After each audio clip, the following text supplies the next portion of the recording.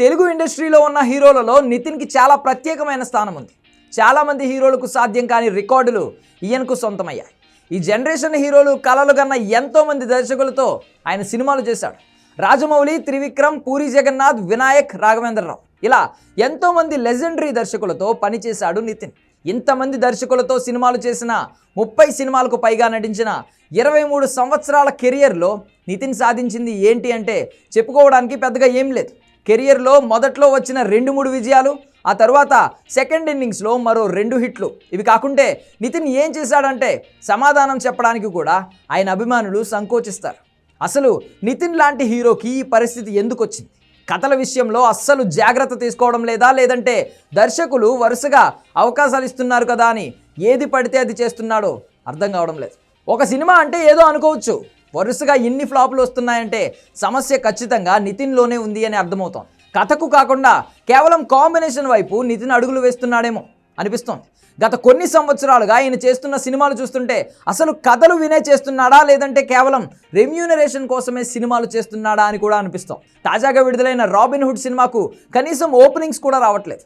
First weekend అయిపోయిన తర్వాత ఈ సినిమాకు కనీసం 10 కోట్ల షేర్ కూడా రాలేదంటే పరిస్థితి ఏంటో అర్థమవుతోంది. దీనికి ముందు వచ్చిన ఎక్స్ట్రాడినరీ మ్యాన్ పరిస్థితి కూడా అంతే. మాచర్ల నియోజకవర్గం సినిమా గురించి ఎంత తక్కువ మాట్లాడుకుంటే అంత మంచిది. దీనికి కనీసం 5 కోట్ల షేర్ కూడా రాలేదు. దానికి ముందు మాస్ట్రో, రంగ్దే లాంటి సినిమాలు కూడా ఫ్లాప్ అయ్యాయి. గత 5 ఏళ్లలో కేవలం భీష్మ మాత్రమే బాగా ఆడింది. దానికి ముందు మళ్ళీ 4-5 ఫ్లాపులు ఉన్నాయి. త్రివిక్రమ్ పుణ్యమా అని ఆ సినిమా సూపర్ హిట్ అయింది. కెరియర్ మొదట్లో జయం, దిల్, సై, ఆ తర్వాత ఇష్క్, గుండె జారి గల్లంతైందే, హార్ట్ అటాక్, భీష్మ ఈ 6 తప్పిస్తే నితిన్ కెరియర్లో చెప్పుకోదగ్గ హిట్ మరొకటి లేదు.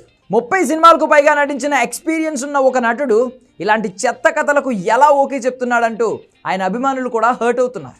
కావాలంటే గ్యాప్ తీసుకోండి కానీ ఇలాంటి పిచ్చి సినిమాలు మాత్రం చేయొద్దు అని కోరుతున్నారు. ప్రస్తుతం వేణు శ్రీరామ్ దర్శకత్వంలో తమ్ముడు సినిమా చేస్తున్నాడు నితిన్. దీని తర్వాత బలగం వేణు దర్శకత్వంలో ఎల్లమ్మ, విక్రమ్ కే కుమార్ దర్శకత్వంలో ఒక స్పోర్ట్స్ డ్రామా చేయబోతున్నాడు. ఈ 2 ఖచ్చితంగా విషయం ఉన్న సినిమాలే. ఇవి ఆడితే నితిన్ కెరియర్ ఖచ్చితంగా నిలబడుతోంది. ఎందుకంటే ఇప్పుడు కూడా ఆయన నుంచి ఒక మంచి సినిమా వస్తే చూడడానికి ప్రేక్షకులు ఆసక్తి చూపిస్తున్నారు. కానీ ఆ నమ్మకాన్ని నిలబెట్టుకోవడంలో ఇప్పుడు ఫెయిల్ అవుతూనే ఉన్నాడు నితిన్. కనీసం ఇకపై అయినా కథల విషయంలో మరింత జాగ్రత్తగా ఉండాలని సీరియస్గా వార్నింగ్ ఇస్తున్నారు ఆయన ఫ్యాన్స్. మరి దీన్ని నితిన్ ఎంతవరకు తీసుకుంటాడనేది వేచి చూడాలి.